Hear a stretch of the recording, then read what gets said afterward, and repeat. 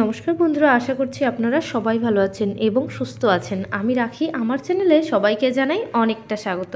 তো বন্ধুরা, প্রতিদিনের মতো আজও চলে এসেছি খুবই গুরুত্বপূর্ণ কিছু টিপস নিয়ে, যেগুলো আপনাদের সাংসারিক কাজকর্ম করতে অনেকটা সহজ হবে, অনেকটা সুবিধা হবে এবং নিজেদের জন্য কিছুটা হলে সময় বাঁচাতে পারবেন। তাই চলে এসেছি প্রথম টিপসে আমরা এই ধরনের মেয়েরা পার্স ব্যবহার করি। দেখবেন কোনো কারণে সেই পার্সের মধ্যে যদি পেনের দাগ পড়ে যায়, মানে বাড়িতে ছোট বাচ্চা থাকলে পার্সটা হাতের সামনে পেলেই তাদের কারুকার্য কিন্তু সেই পার্সের উপরেই দেখাতে শুরু করে, মানে পেনের দাগ পড়ে গেলে কিভাবে তুলবেন সেটাকে আমরা যতই হাত দিয়ে ডলাডলি করে সাফ সাবান দিয়ে ডলি, দেখবেন উঠবে না। কি করে আমরা এই পেনের কালিগুলো খুব সহজে তুলতে পারবো? নিয়েছি এখানে ডেটল। বন্ধুরা, ডেটলের সাহায্যেই যত জেদি দাগ হোক না কেন সবটাই কিন্তু উঠে যাবে। একটু তুলো নিয়েছি, তুলোর মধ্যে ডেটল একটু নিয়ে নিচ্ছি। এইবার এই তুলোটা, এই ডেটল শুদ্ধ যে তুলোটা আছে, এটাকে এই পেনের কালির উপরে আমরা এইভাবে একটু ঘষবো। বন্ধুরা, এইভাবে ঘষলে দেখতে পাচ্ছেন কালিটা কিন্তু নিমেষের মধ্যেই উঠে যাচ্ছে। এইভাবে এই ডেটল মিশ্রিত যে তুলোটা আছে, এই তুলোটাকে সমস্ত পার্সের মধ্যে আমি ঘষে নেব। তাহলে পার্সের মধ্যে যে ধুলো ময়লা নোংরা পড়ে আছে না, সমস্ত কিছুই কিন্তু উঠে যাবে। মাঝে মধ্যে আপনারা কিন্তু ডেটল দিয়ে আপনাদের পার্সটা পরিষ্কার করতে পারেন। তাহলে দেখবেন পার্সে যে দীর্ঘদিন ধরে ব্যাগের মধ্যে আমরা যে নিয়ে যাচ্ছি, বড় বড় ব্যাগের মধ্যে করে বাজারঘাটে যাচ্ছি, যে ধুলো ময়লা নোংরা পড়ে সেগুলোও কিন্তু পরিষ্কার হয়ে যাবে। আশা করছি এই টিপসটা অনেকটা কাজে আসবে।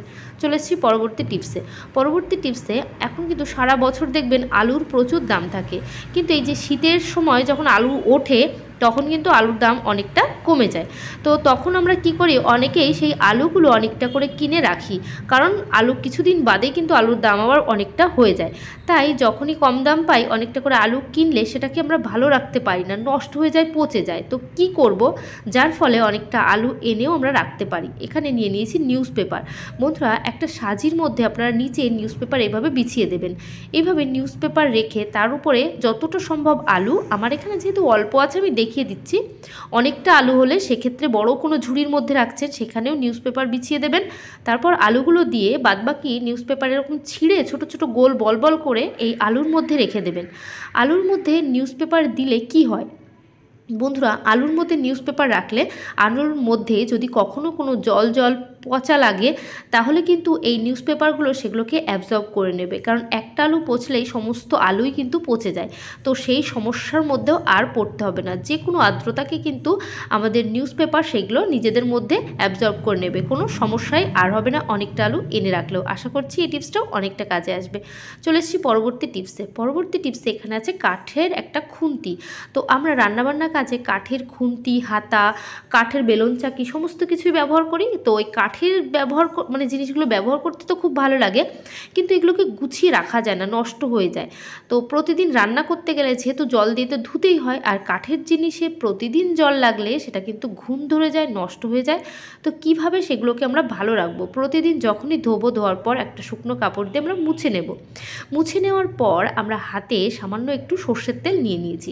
তো বন্ধুরা, এখানে আমি কিন্তু সর্ষের তেলই নেব। সর্ষের তেল নিয়ে দুই হাতের মধ্যে ডলে সেই কাঠের যে সমস্ত বাসনপত্রগুলো আছে, হাতা, খুন্তি, বেলন চাকি সমস্ত কিছু, যেটাই আমরা জল দিচ্ছি না কেন, তার মধ্যে এইভাবে একটু সর্ষের তেলের কোটিং যদি আমরা করে দিতে পারি, তাহলে হাতা খুন্তিগুলো কিন্তু ভীষণ ভালো থাকবে। কখনোই কিন্তু হাতা খুন্তি নষ্ট হবে না, ঘুণ ধরবে না, আর ফাঙ্গাসও লাগবে না। কারণ কাঠের এই সমস্ত বাসনপত্র যদি প্রতিদিন ভেজানো হয় সেক্ষেত্রে কিন্তু ফাঙ্গাস লেগে যাওয়ার একটা সম্ভাবনা থেকে যায়। তাই বন্ধুরা, এই ধরনের কোনো সমস্যাও আর হবে না। আশা করছি আমার এই টিপসটাও আপনাদের অনেকটা কাজে আসবে, অনেকটা ভালো লেগেছে। চলে যাব পরবর্তী টিপসে কাঠের খুন্তির আরও একটা টিপস। তো কাঠের খুন্তি রান্নাবান্নার কাজে তো আমরা ব্যবহার করি, কিন্তু আজ একেবারে অন্য ধরনের একটা টিপসে ব্যবহার করব কাঠের খুন্তি। তো অনেক সময় দেখবেন বাড়িতে আমাদের ছোট বাচ্চা থাকে, তখন আমাদের কি প্রয়োজন হয়, দুধের প্রয়োজন হয়। আমরা কিন্তু দুধ জাল দিই। তো যখনই ঘোষের কাছ থেকে দুধটা এনে আমরা হাঁড়িতে বসিয়ে দিই, কিংবা যে কোনো পাত্রে আমরা দুধটা বসিয়ে দিই, দেখবেন কিছু সময়ের মধ্যে দুধ ফুটে ওঠে। এবার দুধ বসিয়ে দিয়ে যদি অন্য কাজে ব্যস্ত হয়ে যায়, সেক্ষেত্রে যে সমস্যাটা হয়, দুধটা ফুটে উঠে বাইরে পড়ে যায়। তো তখন অনেকটা সমস্যা হয়, কারণ অনেকটা টাকা দিয়ে কিনতে হয়, দুধ ফুটে পড়া বাইরে, সেটাও ভালো কথা না।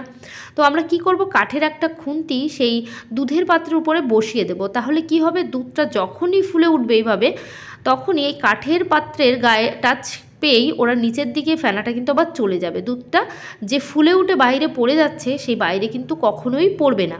তো আপনারা যারাই অন্যান্য কাজে ব্যস্ত থাকেন, ভাত বসিয়ে দিয়ে দুধ বসিয়ে দিয়ে, তারা কিন্তু অবশ্যই কাঠের একটা খুন্তি অথবা যে কোনো একটা হাতা খুন্তি এরকম দুধের পাত্রের উপর বসিয়ে রাখবেন। তাহলে দুধ যে প্রতিদিন ফুটে বাইরে পড়ছে এই যে একটা সমস্যা, সেই সমস্যার মধ্যে আর পড়তে হবে না। বন্ধুরা, আশা করছি আমার এই টিপসটাও আপনাদের অনেকটা কাজে আসবে, অনেকটা ভালো লেগেছে। তো চলে যাব পরবর্তী টিপসে।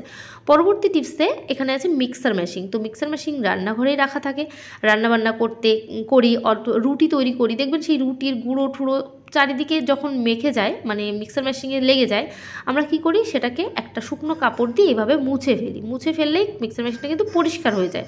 তো বন্ধুরা, এইভাবে একটা কাপড় দিয়ে মুছে মিক্সার মেশিনের গায়ে আমরা কিন্তু পরিষ্কার করতে পারি, কিন্তু পরিষ্কার করতে পারি না যে জায়গাটা, সেই জায়গাটা হলো এই যে বন্ধুরা দেখতে পাচ্ছেন, এই যে মাঝখানে যে ফাঁকা ছোট সরু সরু যে ফাঁকা জায়গাগুলো, এর মধ্যে ধুলো ময়লা নোংরা পড়ে থাকে। এমনকি মশলাপাতি পেস্ট করতে গেলে ওর থেকেও সেই মশলার বেয়ে বেয়ে নিচের দিকে পড়ে যায়। তো তখন কিন্তু এই সরু সরু যে সমস্ত জায়গাগুলো পরিষ্কার করা যায় না। তো এখানে আমরা কিন্তু ধূপকাঠি নিয়ে নিতে পারি। ধূপের সাহায্যেই মিক্সার মেশিনের যে সমস্ত জায়গাগুলো পরিষ্কার করা যায় না সেই সমস্ত জায়গাগুলো পরিষ্কার করা যাবে। এখানে একটা ধূপ নিয়ে ধূপগুলোকে আমি হাত দিয়ে এইভাবে ছড়িয়ে ফেলে দিচ্ছি। তো এইভাবে ঝরে যখন পড়লো তখন এই কাঠিটার মধ্যে আমরা তুলো জড়িয়ে নেব। তো বন্ধুরা, যেহেতু খুবই সরু কাঠিটা, এর মধ্যে তুলো যদি জড়িয়ে নিতে পারি, আমরা কিন্তু যে সমস্ত জায়গাগুলো অনেকটা সরু আমরা কোনোভাবেই পরিষ্কার করতে পারি না, সেই সমস্ত জায়গাগুলো পরিষ্কার করা হয়ে যাবে। এইভাবে আপনারা একটু তুলো জড়িয়ে নেবেন। তুলোটা জড়িয়ে এই তুলোটাকে একটু ভিজিয়ে নেবেন। আমি কিন্তু জল দিয়ে ভিজিয়ে নিয়েছি। ভেজানোর পর আপনারা এই যে সরু সরু যে জায়গাগুলো দেখতে পাচ্ছেন, এই জায়গাগুলোর মধ্যে যেখানে আমাদের হাত পৌঁছায় না, কোনো কিছু ব্রাশ পৌঁছায় না, সেই সমস্ত জায়গাগুলোও কিন্তু এই যে ধূপের সাহায্যেই পরিষ্কার হয়ে যাচ্ছে। খুব সহজ বন্ধুরা, কোনো কষ্ট করতে হবে না, যে কোনো ঝামেলা বাজার থেকে কিছু কিনে আনতে হচ্ছে সেটাও না। আমাদের ঠাকুর ঘরে ধূপকাঠি থাকে, তো সেই ধূপকাঠি দিয়েই এই সমস্ত ছোট ছোট যে জায়গা আমরা ক্লিন করতে পারি না সেই সমস্ত জায়গাগুলো নিমেষের মধ্যেই পরিষ্কার করা হয়ে যাচ্ছে। তো আমি এই জায়গাগুলো দেখিয়ে দিচ্ছি কতটা ভেতরে নোংরা, দেখতে পাচ্ছেন ধুলো পড়ে কি অবস্থা হয়েছে, সেই জায়গাটাও কিন্তু অনেকটা সুন্দর পরিষ্কার হয়ে যাচ্ছে।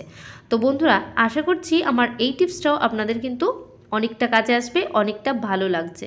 তো আমি কিন্তু এখন প্রত্যেকটা সরু সরু যে জায়গাগুলো আছে, যেখানে কোনোভাবেই ব্রাশের সাহায্যে হোক, হাত দিয়ে হোক, স্কচব্রাইট দিয়ে হোক পরিষ্কার করতে পারি না, একটা শুকনো কাপড় দিয়েও পরিষ্কার করতে পারি না, সেই সমস্ত জায়গাগুলো কিন্তু দারুণভাবে পরিষ্কার করে নিচ্ছি। তো বন্ধুরা, আশা করছি আমার এই টিপসটা আপনাদের দারুণ কাজে আসবে। ভালো লাগলে অবশ্যই কিন্তু কমেন্ট করতে ভুলবেন না। কে কোথা থেকে ভিডিওটা দেখছেন অবশ্যই জানাবেন, তাহলে আমি একটু থ্যাঙ্কস করতে পারবো। আর আমার চ্যানেলে যারা নতুন আছেন অবশ্যই আমার চ্যানেলটিকে সাবস্ক্রাইব করবেন আর অল নোটিফিকেশন অন করে দেবেন, তাহলে আমার চ্যানেলে এই ধরনের ভিডিও সবার আগে আপনাদের কাছেই পৌঁছে যাবে। তো বন্ধুরা, আজকের ভিডিও এখানে শেষ করলাম। সবাই ভালো থাকবেন, সুস্থ থাকবেন, আবার নেক্সট ভিডিওয় তাড়াতাড়ি দেখা হবে। তো বাই, টাটা।